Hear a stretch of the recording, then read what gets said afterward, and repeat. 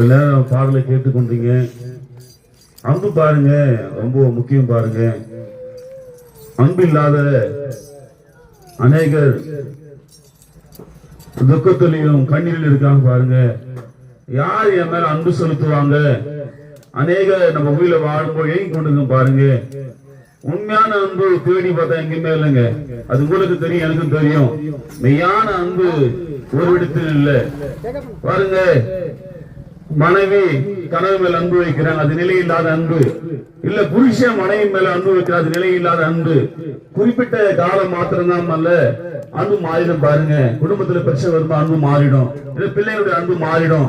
எவ்வளவு அநாத ஆசிரமத்துல ஹாஸ்டல்ல பாருங்க, அன்பு இல்லாதனால நான் பெற்ற பிள்ளை எடுத்து போயிட்டு ஹாஸ்டல் சேர்த்துறாங்க. நான் பெற்றோட தாய் தகப்பட போய் ஹாஸ்டல் சேர்த்துறாங்க பாருங்க, அன்பு இல்லாதனால பாருங்க. அப்ப எவ்வளவு வேதனைப்படும் தாயுடைய தாயும் தகப்பன் எவ்வளவு வேதனைப்படுவாங்க.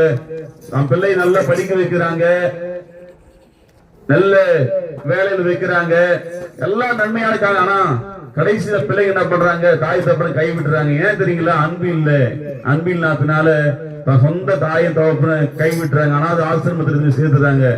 பாருங்க எப்படி அன்பு எப்படி இருக்கு பாருங்க. வெளிநாட்டுலாம் படிக்க வச்சு, வெளிநாட்டுலாம் அனுப்பி படிக்க வைக்கிறாங்க, எவ்வளவு பணத்தை செலவு பண்றாங்க. தாய் தகப்பனா பிள்ளைங்க அனுபவிச்சுட்டு தான் போறாங்க. ஏன் தெரியுங்களா? அன்பு இல்லாத காலத்துல வாழ்ந்து கொண்டிருக்கிறோம். அநேக காரியங்கள் நாம் கேட்டோம், ஆனா ஒரு மாதம் இருக்கிறாரு பாருங்க, உயிரோடு இருக்கிறாரு பாருங்க. அன்பு செலுத்துறது ஆண்டவராக இயேசுதான் மெய்யான அன்பு செலுத்துறோம். ஆனா அது அறியாம இருக்கிற பாருங்க. அநேக நம்ம அறியாம தெரியாம இருக்கிறோம், அன்புக்காக ஏங்கி கொண்டிருக்கிறோம். நீங்க சொல்லி பாருங்க, ஏசப்பான்னு சொல்லி பாருங்க, ஏசப்பா நேசிக்க சொல்லி பாருங்க, உடனே எடுத்துட்டு வந்துருவாங்க. அவர் எப்படி சாதாரணமான அன்பு செலுத்துருங்க. வீட்டுல கேட்க அன்பான உறவுகளே, ஏசு சாதாரணமா அன்பு செலுத்துருங்க. சும்மா வெறுமையான வார்த்தைகள் அன்பு செலுத்துற. உயிரை கொடுத்தாரு இயேசு, இந்த முழு உலகத்துக்காக இயேசு உயிர் கொடுத்தாரு பாருங்க. யாரும் சொல்ல முடியுமா? முழு உலகத்துக்காக உயிர் கொடுத்த வேண்டிய எல்லா பாஷையும் எல்லாம் போய் மாநில ஜனங்களுக்கு ஒரே ஒரு தெய்வம் மாத்திரம் உலகம் முழுவதுமா இருக்கு. எல்லா ஜனங்களுக்காக ஒரே ஒரு தெய்வம் உயிர் கொடுத்தார், ஆண்டவராக இயேசு. ஆண்டவராக இயேசு உங்களுக்கு தெரியுமா? உங்களுக்காக உயிர் கொடுத்திருக்காரு தெரியுங்களா? இயேசு உயிர் கொடுத்திருக்கிறாருங்க. உங்களுக்காக எனக்காக அன்பு தெய்வம், மெய் தெய்வமாகி ஆண்டவராக இயேசு கிறிஸ்து உயிரை கொடுத்து அன்பை வெளிப்படுத்தினாருங்க. ஏன் தெரியுமா உயிரை கொடுத்தினாருங்க?